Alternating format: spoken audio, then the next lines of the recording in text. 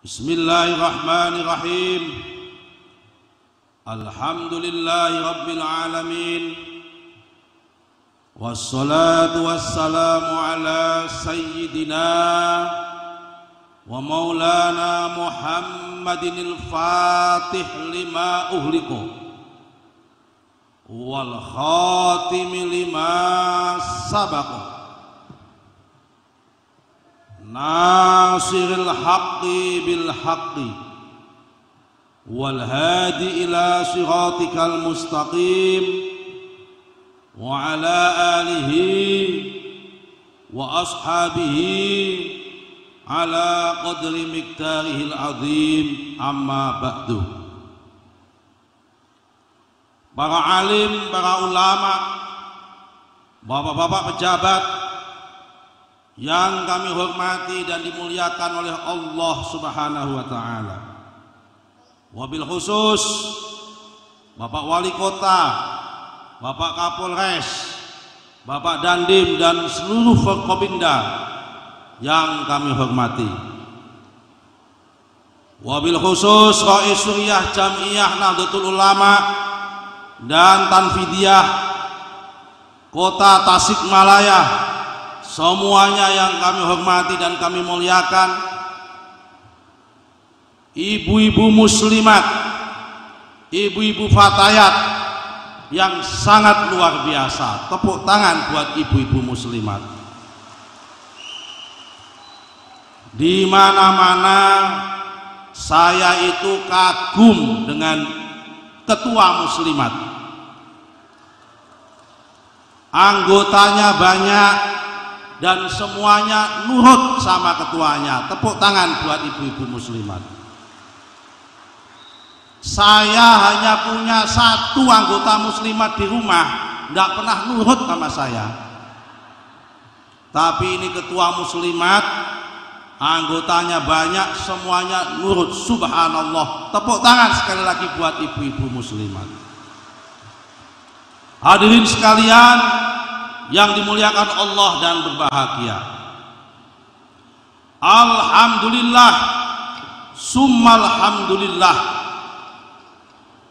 Jam'iyah kita perkumpulan Nahdlatul Ulama pada tahun ini, tepatnya pada tanggal 16 Rajab 1443 Hijriah, berusia 99 tahun.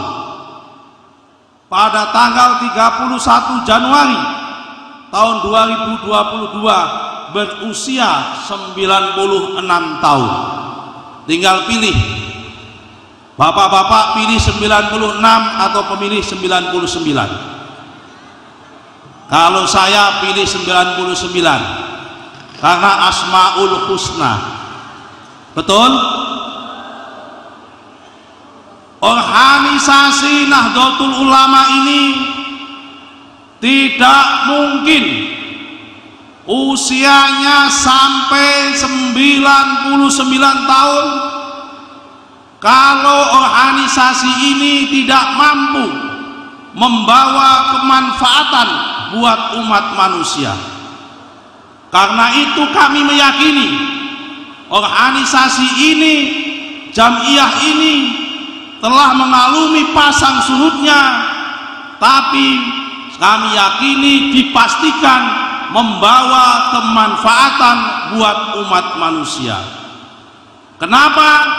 Karena organisasi yang tidak mampu membawa kemanfaatan buat umat manusia, saya yakin niscaya organisasi itu akan bubar.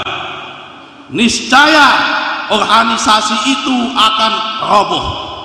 Sesuai dengan ayat Al-Quran, wa amma ma yanfa'un nas fayamkusu fil ardi.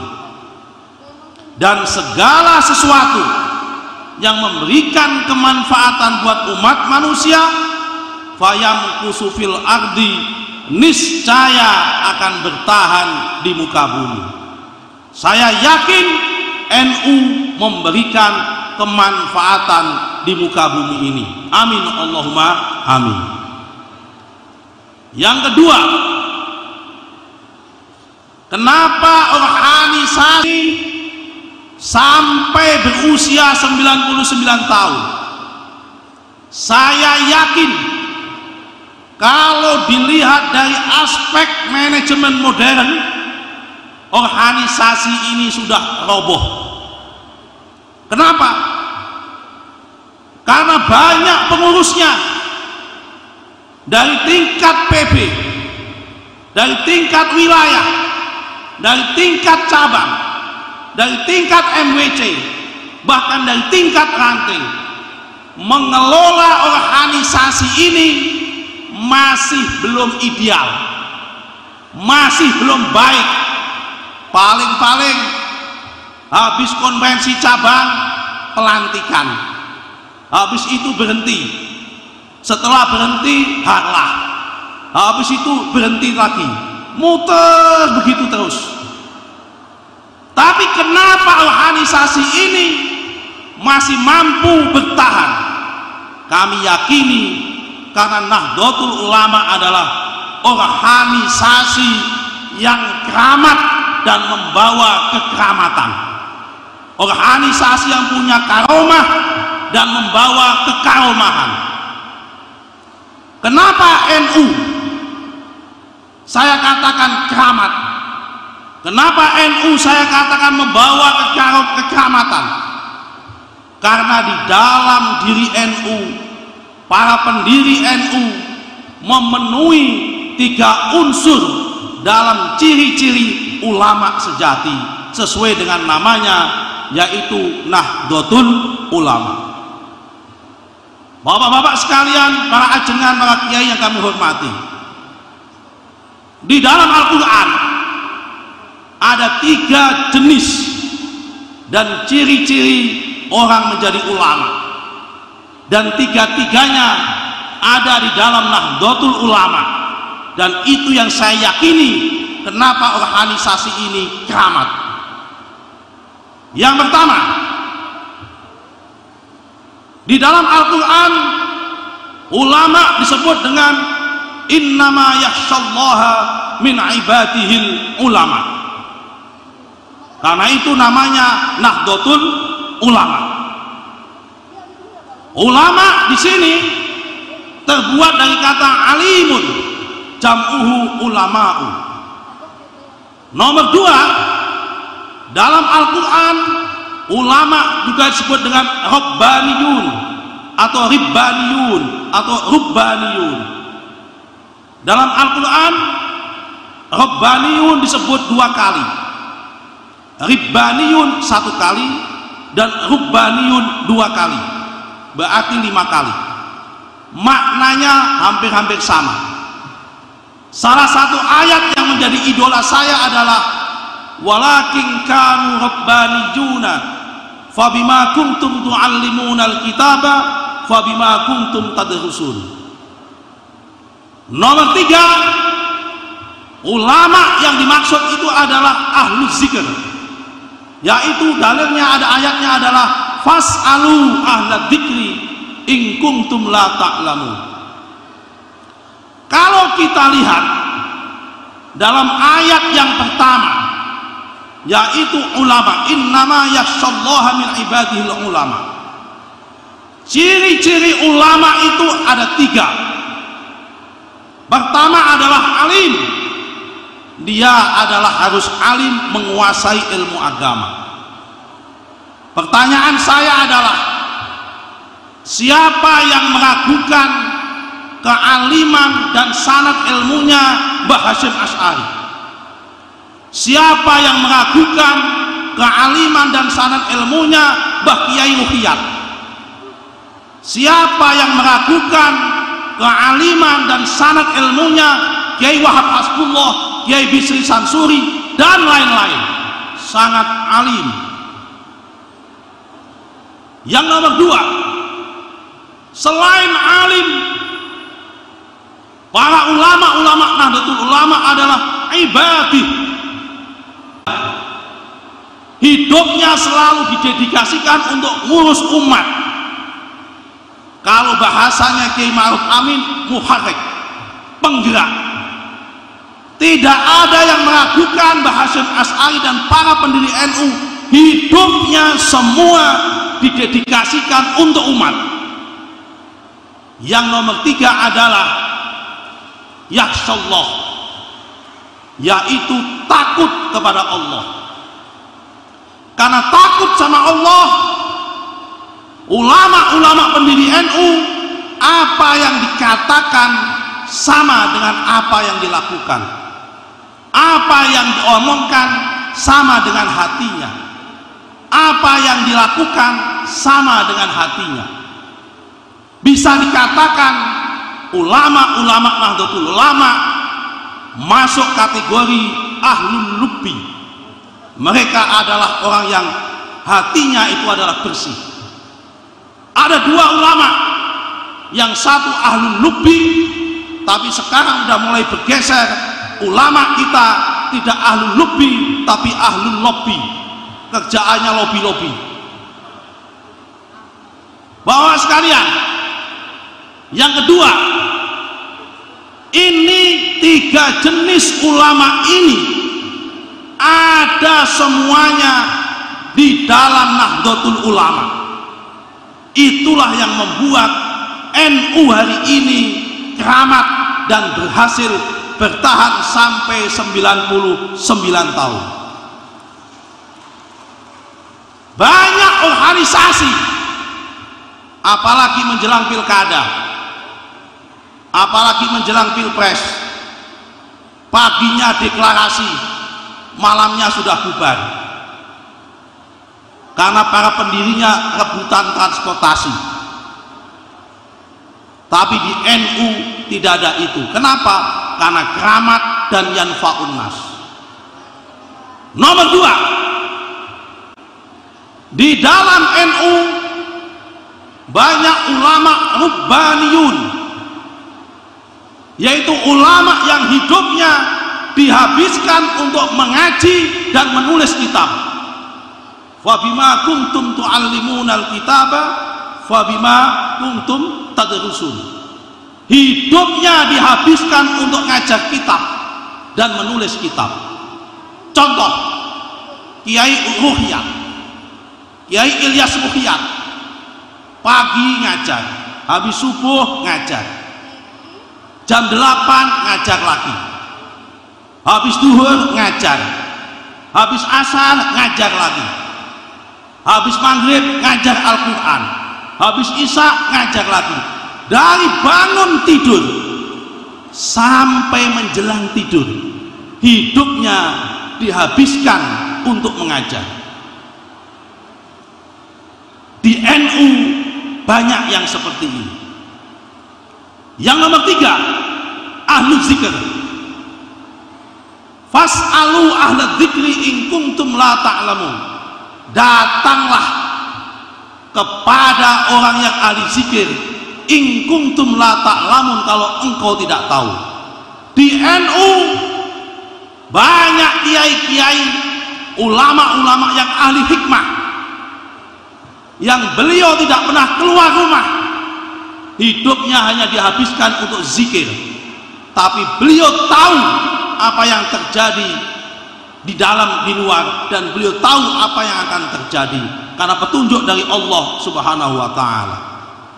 Proses kelahiran NU tidak lepas dari mereka-mereka, beliau-beliau kaum ahli zikir ini, seperti Mbah Khalil Bangkalan, Mbah Hasyim Asy'ari, Kiai Nawawi Banten. Hidupnya digunakan dan dihabiskan untuk berzikir kepada Allah Subhanahu wa ta'ala. Ini yang membuat NU keramat dan bertahan sampai 99 tahun. Meskipun kalau kita lihat dari sisi manajemen modern, harusnya NU sudah hancur dan sudah lebur, ditelan oleh zaman, tapi alhamdulillah masih bertahan. Bapak-bapak, para kiai pasti masih ingat bagaimana skenario Orde Baru, bagaimana skenario Orde Lama, bagaimana skenario Jepang, bagaimana skenario Belanda ke belakangnya dalam rangka ingin mematikan Nahdlatul Ulama, dalam rangka ingin menghambat Nahdlatul Ulama. Tapi karena keramat dan karena karomahnya para ulama tersebut, Nahdlatul Ulama masih bertahan sampai 99 tahun. Amin, Allahumma amin. Sekarang pertanyaan yang kedua, setelah organisasi ini mampu memberikan bertahan karena keramatnya para ulama, saya sampaikan sekali lagi, ulama ini keramatnya terbatas. Karomahnya ulama itu tidak seperti mukjizatnya Nabi. Karomahnya ulama itu seperti baterai. Kalau mukjizatnya Nabi tidak ada habisnya. NU bisa bertahan seperti ini karena tirakatnya para pendirinya, karena tirakatnya para ulama-ulama dahulu yang itu energinya belum habis. Tapi lama-lama kalau generasi penerusnya seperti kita-kita ini tidak mampu tirakat, tidak mampu mendesain keadaan, saya yakin baterainya itu akan habis. Kalau hari ini kita masih bisa menikmati keramatnya para pendiri NU, tapi cucu-cucu kita nanti akan menikmatikah hasil daripada keramat kita hari ini sebagai pengurus NU? Kalau kita tidak mau melakukan proses dan usaha-usaha. Karena itu bapak-bapak sekalian, ibu-ibu sekalian, para pengurus NU, usaha kita adalah meningkatkan khidmat kita kepada umat Nahdlatul Ulama. Jangan sampai warga Nahdlatul Ulama diurus oleh bukan pengurus NU. Sekali lagi, jangan sampai warga Nahdlatul Ulama diurus oleh bukan pengurus NU. Pengurus NU tidak boleh menjadi urusan. Pengurus NU wajib ngurus umat NU. Kenapa ini saya katakan? Karena saya masih melihat di mana-mana, mulai dari PB sampai ranting, pengurus NU bukannya ngurus umat NU, tapi malah minta diurusi. Kalau niat menjadi pengurus, harus siap ngurusi umat NU. Sekarang apa panduannya mengurusi NU? Gak usah jauh-jauh, kita punya panduan ulama.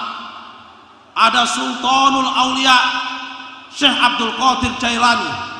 Dalam manakibnya, di manakib apapun ditulis, Syekh Abdul Qadir Jailani memberikan panduan sama kita apa yang harus NU lakukan. La yambaghi li faqirin ayyatasadda au yatasaddaru li irsyadin nasi illa an a'tahu ilmal ulama wa hikmatal hukama wa siyasatal muluk. Kalau bapak-bapak baca manakib, mau manakib Ludainud Jani karya Imam Ja'far bin Hasan Al-Barjanji, mau manakib Jawahirul Ma'ani karya Kiai Syekh Jauhari Pasuruan, semuanya ada tentang kalimat ini. Layam bagi li fakirin, prasyarat mutlak bagi umat manusia, li irsyadin nasi, untuk ngurus manusia. Kalau kita ngurus umat harus punya 3 perangkat. Perangkat pertama adalah ilmal ulama. NU harus mempunyai kebangkitan ilmu dan intelektual. Karena NU mempunyai kebangkitan ilmu dan intelektual, maka gerakan yang dilakukan adalah gerakan pencerdasan rakyat melalui pendidikan. Karena ilmal ulama, baik itu pondok pesantren, baik itu madrasah, baik sekolah vokasi, baik itu sekolah menengah atas, baik itu sekolah menengah pertama sampai sekolah dasar, PAUD dan sebagainya, ilmal ulama. Karena ilmal ulama itu adalah pilar untuk irsyadun nas, kata Syekh Abdul Qadir Al-Jailani. Nomor 2, wahik matal hukama. NU harus mencetak kaum teknokrat. Karena untuk ngurus umat kita butuh tenaga teknokrasi. Kita butuh kebangkitan teknokrat di NU. Selama ini teknokrat yang ada di NU baru masuk dalam wilayah Kementerian Agama. Belum ada yang masuk ke wilayah yang lain. Karena begitu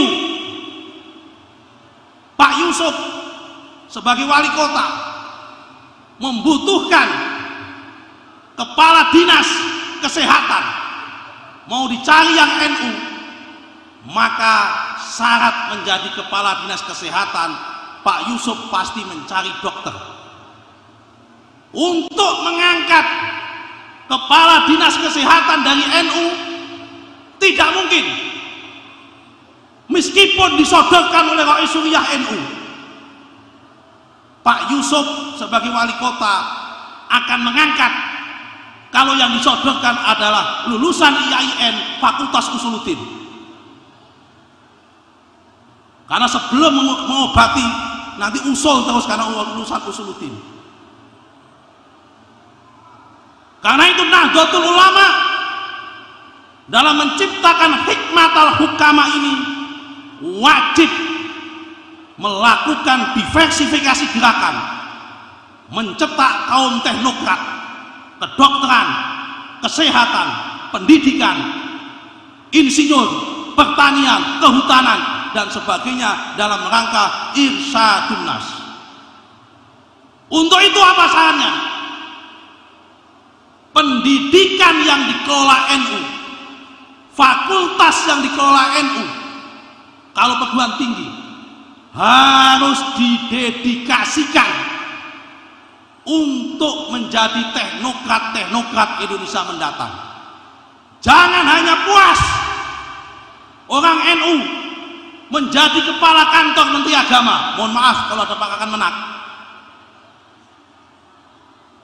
Jangan hanya puas kalau hanya menjadi KUA, nggak cukup untuk ngurus masyarakat. Membutuhkan dokter, membutuhkan ahli pertanian, membutuhkan ahli perikanan, membutuhkan ahli jalan, membutuhkan ahli penerbangan dan sebagainya, dan itu adalah hikmatul hukama. Yang nomor 3, wasiyasatul muluk. NU wajib membangun gerakan politik. Tapi gerakan politiknya bukan berarti NU menjadi alat politik atau NU menjadi partai politik, tidak. Tapi NU wajib menyebarkan kader-kadernya yang terbaik ke berbagai partai politik yang diyakini senafas dan selaras dengan misi-misi dan perjuangan daripada Nahdlatul Ulama. 3 Pak, kalau ingin NU berkembang ke depan hanya 3 rumusnya: ilmal ulama, hikmatul hukama, wasiyasatul muluk. Contoh, salah satu hikmatul hukama adalah Bapak Kapolres, Pak Dandim dan sebagainya.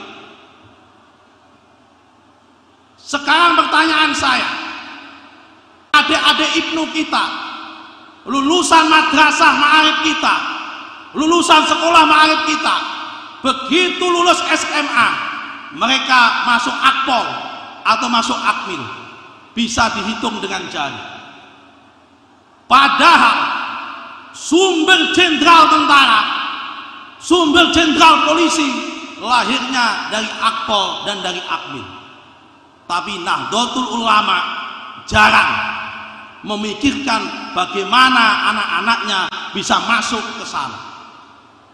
Alhamdulillah, kalau ada polisi, Kapolres, Pak Dandim, kemudian dekat dengan kiai, dekat dengan ulama, ini kebetulan. Belum tentu sejak kecil beliau itu NU, tapi kebetulan karena tugas ingin mendekat sama ulama, pertama supaya dapat doa, ketiga dalam rangka menjalankan tugas, yang kedua menjalankan tugas, yang ketiga tentunya melakukan komunikasi dengan stakeholder. Tapi sudah harus dipikirkan, Nahdlatul Ulama mempersiapkan kadernya dari lulusan-lulusan Ma'arif NU atau anak-anak Nahdlatul Ulama yang aktivis Ibnu IPPNU yang di sekolah non Ma'arif NU masuk ke dalam Akmil, masuk ke dalam Akpol sebanyak-banyaknya. Karena kalau tidak akan dimasukin oleh kelompok-kelompok lain yang belum tentu cara berpikirnya, akidahnya dan gerakannya sama dan visinya sama dengan Nahdlatul Ulama. Ini saya kira yang harus dilakukan oleh Nahdlatul Ulama.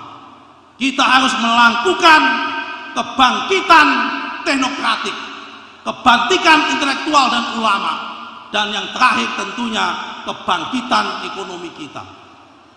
Tanpa tiga pilar ini, saya yakin keramatnya NU akan hilang.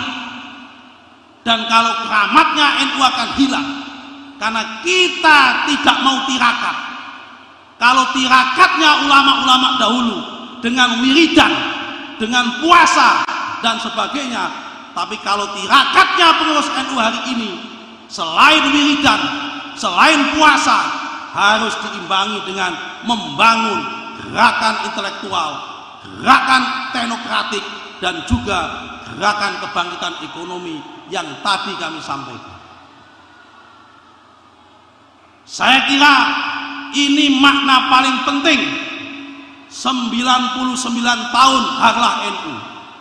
Karena fungsi Harlah itu ada dua. Selain refleksi, gembira. Gembiranya sudah nyanyi bersama VV Zulfikar. Tapi refleksinya, kita harus refleksi apa yang harus NU lakukan ke depan supaya masih bertahan dan memenangkan kompetisi di Indonesia dan tidak ditelan bumi di bumi Indonesia ini. Saya kira itu yang bisa kami sampaikan. Inilah bekal dan pesan kami yang disampaikan oleh Ketua Umum PBNU Kiai Haji Yahya Khalil Stakuf. Beliau tidak bisa hadir di sini, mohon maaf. Titip salam sama bapak-bapak dan ibu sekalian, karena beliau yang bersangkutan saat ini masih ada di Lampung untuk kegiatan yang sama. Jadi ini bagi-bagi tugas. Kalau levelnya wilayah, ketua umum hadir, tapi kalau wakilnya cabang diwakilkan sama para wakil ketua umum dan yang lain. Insya Allah pada hari Kamis nanti beliau akan hadir di Bandung dalam rangka Harlah NU ke-99 tingkat Provinsi Jawa Barat. Beliau akan hadir bersama Rois Am. Demikian yang bisa kami sampaikan. Moga-moga apa yang sampaikan ini menjadi refleksi bagi kita semua dan bisa dijalankan sebagai bentuk amanah organisasi. Wal-afu minkum, wallahul muwaffiq ila aqwamit thoriq. Wassalamualaikum warahmatullahi wabarakatuh.